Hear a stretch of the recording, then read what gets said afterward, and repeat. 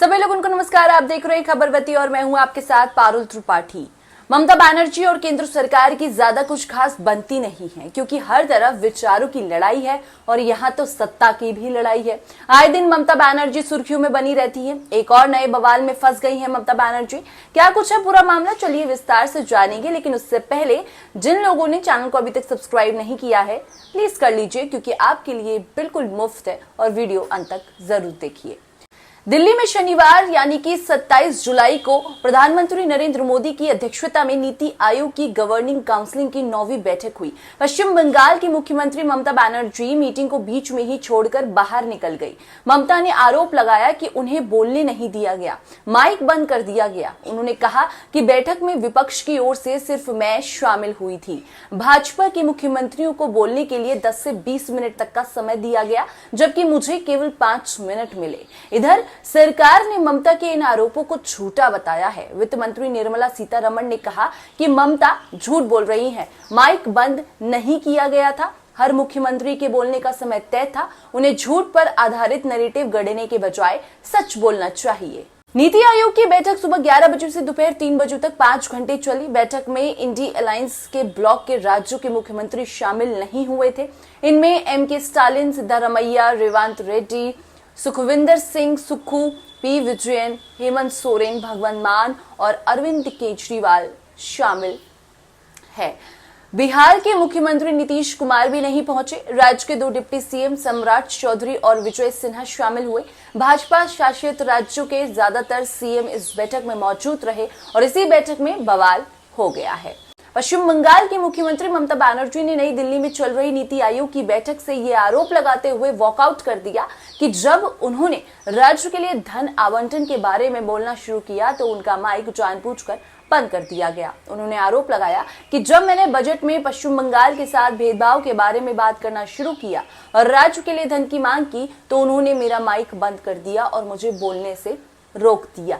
ममता बनर्जी ने कहा कि मीडिया से बातचीत में उन्होंने अपना मत रखा है। उन्होंने कहा कि केंद्र सरकार को राज्य सरकारों के साथ भेदभाव नहीं करना चाहिए। मैं बोलना चाहती थी, लेकिन मुझे केवल 5 मिनट बोलने की अनुमति दी गई। मुझसे पहले के लोगों ने 10 से 20 मिनट तक बात की। मैं विपक्ष की एकमात्र व्यक्ति थी जो भाग ले रही थी, लेकिन फिर भी मुझे बोलने की अनुमति नहीं दी गई। यह अपमानजनक है। ममता बनर्जी ने आरोप लगाते हुए कहा कि मैं बोल रही थी, मेरा माइक बंद कर दिया गया। मैंने कहा कि आपने मुझे क्यों रोका, आप भेदभाव क्यों कर रहे हैं, मैं बैठक में भाग ले रही हूं, आपको खुश होना चाहिए, लेकिन इसके बजाय आप अपनी पार्टी, अपनी सरकार को एक अधिक गुंजाइश दे रहे हैं।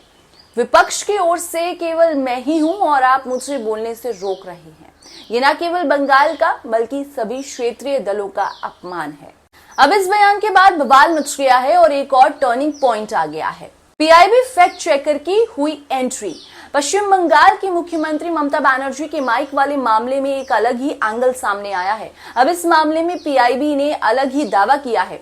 एक्स पर एक वीडियो शेयर करते हुए पीआईबी फैक्ट चेकर ने लिखा कि दावा किया जा रहा है कि नीति आयोग की 9वीं गवर्निंग काउंसिल मीटिंग के दौरान पश्चिम बंगाल के सीएम का माइक्रोफोन बंद कर दिया गया था, जो आरोप गलत है। घड़ी सिर्फ ये दिखा रही थी कि उनका बोलने का समय खत्म हो गया है, यहाँ तक कि घंटी भी नहीं बजवाई गई थी। घड़ी ने केवल ये दिखाया कि उनका बोलने का समय समाप्त हो गया है।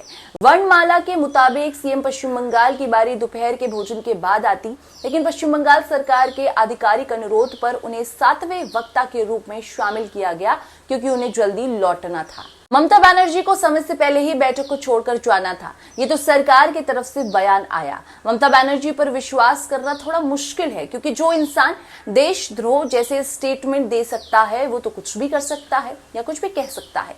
अभी हाल ही में ममता बनर्जी ने बांग्लादेश को लेकर कहा था कि बंगाल के दरवाजे बांग्लादेश के लिए हमेशा खुले हैं। ये तो सीधे सीधे घुसपैठियों को बढ़ावा देना हुआ ना, जो कि इलीगल है। और दूसरी बात, किसी भी राज्य को ऐसा करने की संविधान के मुताबिक अनुमति ही नहीं है। नीति आयोग की इतनी बात हो गई तो ये भी जान लेते हैं कि क्या है NITI Aayog. National institution for transforming India को नीति आयोग के नाम से जाना जाता है।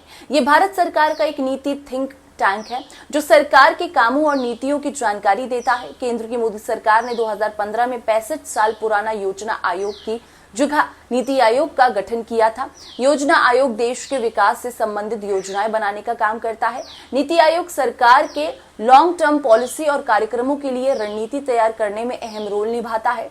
आयोग के अध्यक्ष प्रधानमंत्री होते हैं। अध्यक्ष के अलावा एक उपाध्यक्ष और एक कार्यकारी अधिकारी होता है। इनकी नियुक्ति प्रधानमंत्री करते हैं। प्रधानमंत्री मोदी ने 8 फरवरी 2015 को नीति आयोग की पहली बैठक की अध्यक्षता की थी और अभी भी हाल ही में उसी की बैठक हुई थी जिसमें ममता बनर्जी ने बवाल खड़ा कर दिया। खुद इतने भारी भरकम स्टेटमेंट्स दे देती हैं, बांग्लादेश से घुसपैठियों को बुलावा दे रही हैं और यहाँ रहकर भी उनको चैन नहीं है, उनको बवाल ही काटना है, ऐसा ही लगता है। खैर, ये वीडियो आपको कैसा लगा कमेंट सेक्शन में जरूर बताएं और अपनी राय हमें जरूर बताएं कि किस तरह की और खबरें आप देखना चाहते हैं। अगर वीडियो पसंद आया तो लाइक कीजिए, शेयर कीजिए, चैनल को जरूर सब्सक्राइब कीजिए और इसी तरह खबरवती को ढेर सारा प्यार देते रहिए। शुक्रिया।